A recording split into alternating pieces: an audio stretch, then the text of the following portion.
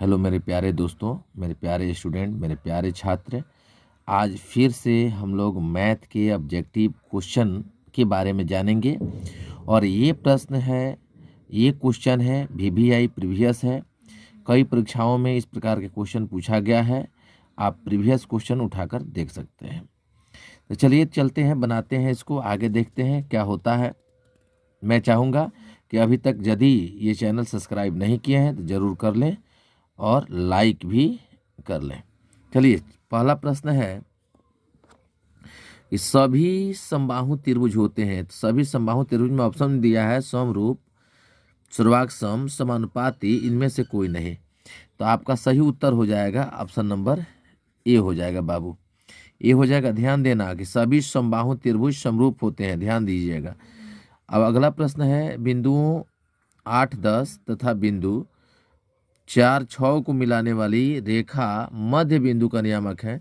देखो, इसका फॉर्मूला आप पहले भी जान चुके हो। ये इस प्रकार के प्रश्न हम कई बार बता चुके हैं। जो दो बिंदु दिया रहता है, x1 y1 है, जो ए में ले लो, बी में आप ले सकते हो, x2 y2 बाबू। देख लो ध्यान से। तो जब हम मध्य बिंदु निकालेंगे बाबू तो x2 प्लस x1/2 होता है और y2 प्लस y1/2 होता है दोस्त। देख लो, इस प्रकार हम इसका हल कर सकते हैं। तो उसके हम लेंगे यदि, तो यहाँ 4 प्लस 8/2 कर देंगे, x में x ले लेंगे और y में y, यानी 6 प्लस 10/2 कर लेंगे। तो यहाँ कितना हो जाएगा, 8 4 12 हो जाएगा, बट्टा में 2 6, और ये आ जाएगा बाबू मेरा। देख लो ध्यान से, देख लो, 10 6 16/2, 8 दूना 16 होगा ना, तो 6 8 आ गया। तो देख लो 6 8 किस में है, तो पहला ही ऑप्शन आपका सही है। फिर कहता है अगला प्रश्न है, किसी घटना की प्रायिकता नहीं होती है। देखो बाबू, कई बार इस प्रकार के प्रश्न का हल किया गया है और आपको बताया गया है कि कभी भी माइनस में जो संख्या होगा वो घटना की प्रायिकता नहीं होगा। तो ये आपका प्रायिकता होगा, ये भी होगा, ये भी होगा, ये नहीं होगा माइनस वाला। देख रहे हैं माइनस में है ना, ये नहीं होगा। आप पूछा भी है कि घटना की प्रायिकता नहीं होती है, तो आपका ऑप्शन नंबर ए सही हो जाएगा बाबू। आगे चलो तो यहाँ दिया है, यदि √3 कोसेक थीटा बराबर 2 हो तो थीटा का मान बताइए। ध्यान से देखो बाबू, यहाँ ध्यान से देखो तो प्रश्न में कहा है कि √3 है, कोसेक थीटा है, बराबर में आपका 2 है। तो हम कोसेक थीटा ले लेंगे मेरे दोस्त। तो 2 है, जो गुणवा में है, ये जा करके भाग लगेगा, ठीक है।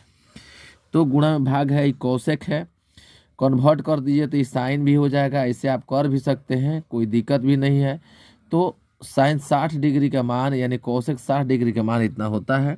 तो कोसेक 60 डिग्री के मान में आप देख लीजिए, इसमें दिया है ऑप्शन नंबर ए दिया है, ऑप्शन नंबर ए सही है, ठीक है। अब अगला प्रश्न है, आप देख सकते हैं 1 + 10 स्क्वायर ए, अब बट्टा में है कोसेक स्क्वायर ए बराबर होता है। बाबू, इस प्रकार की प्रश्न हम कई बार आपको बता चुके हैं, देख रहे हैं ना, ये भी कई बार परीक्षा में आया है। ये भी जितना अभी तक हम लोग हल किए हैं, ये कई बार परीक्षाओं में पूछा जा चुका है प्रश्न।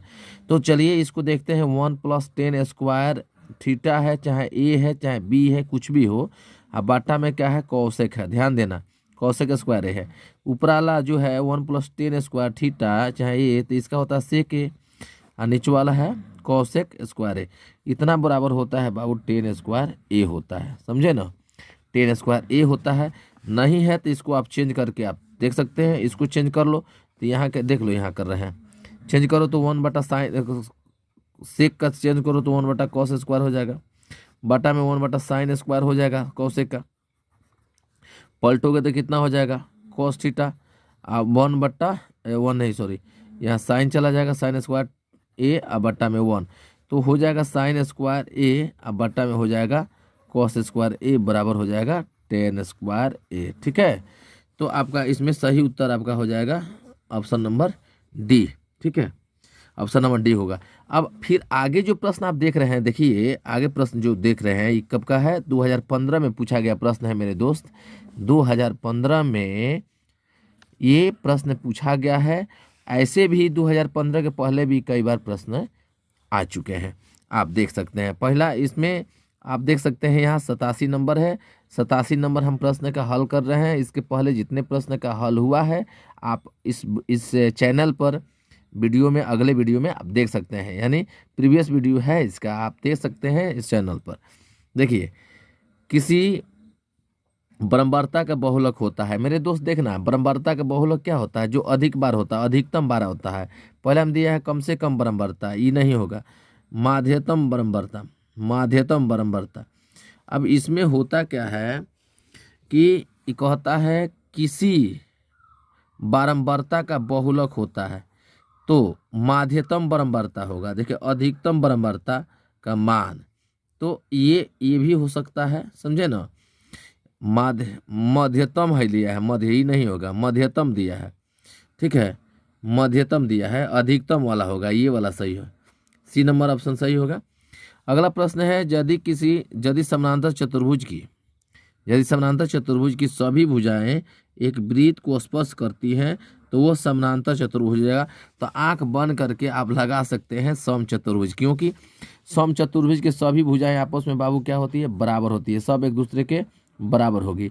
वृत्त क्या होगा, गोल होगा बाबू, वृत्त क्या होगा, गोल होगा, गोल होगा तो सब भुजवा बराबर होगा तब इन टच करेगा। जैसे वर्ग में टच करेगा, वर्ग चतुर्भुज में टच कर जाएगा पूरा, जैसे वर्ग चतुर्भुज होता है ना, तो वर्ग चतुर्भुज में भी सभी भुजा आपस में बराबर होते हैं, लेकिन इनके कोण 90 डिग्री का होता है। और सम चतुर्भुज में क्या है कि 90 डिग्री कोण नहीं होता है।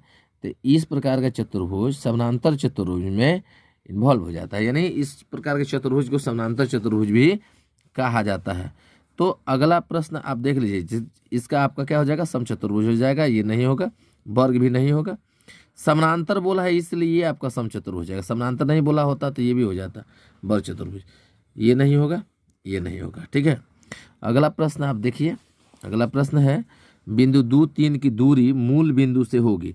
तो मूल बिंदु से दूरी आप निकालेंगे, मूल बिंदु कितना होता है, 0 0 होता है, और 2 3 की दूरी निकालना है तो अंदर हम जाएंगे 2 माइनस 0 स्क्वायर प्लस में और 3 माइनस 0, ठीक है। हालांकि हम नहीं लिखते, आपको दिखाने के लिए लिख दे रहे हैं, 2 minus 0 square the whole square plus 3 minus 0 the whole square, ये कितना हो जाएगा, 2 का स्क्वायर प्लस 3 का स्क्वायर यानी 4 हो जाएगा बाबू, 4 प्लस 9 यानी 13 हो जाएगा, रूट के अंदर 13 हो जाएगा, अंदर रूट 13। तो देख लो इसमें 13 जो आंसर होगा आपका वही आपका सही उत्तर होगा, ठीक है। देखना अगला प्रश्न है बाबू, अगला प्रश्न है कि एक अर्धगोले का आयतन 19,404 घन सेंटीमीटर है, ठीक है। तो अर्धगोले का कुल पृष्ठीय क्षेत्रफल निकालिए। देखिए, यहाँ सबसे जरूरी है आपको त्रिज्या निकालना। यदि आयतन दिया है यानी भी दिया है, कितना बाबू दिया है, देखो तो 19 दिया है, 19 और 404 दिया है। तो हम इसका फॉर्मूला आयतन का क्या होता है बाबू, यहाँ निकालो 2/3 या पाई आर क्यू होता है, तो बराबर में क्या हो जाएगा, 19,404 हो जाएगा ना, इतना हो जाएगा। अब क्या करेंगे कि ये हम आर क्यू निकालते हैं, आर क्यू निकाल रहे हैं, तो आर क्यू करेंगे तो ये जा करके भाग लग जाएगा, 19,404 हो जाएगा मेरे दोस्त।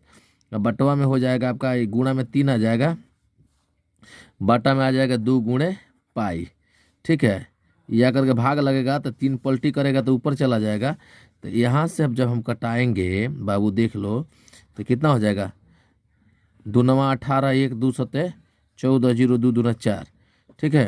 तो यहाँ हो जाएगा 9702 गुणा में 3 बटा में 22/7 होगा मेरे दोस्त।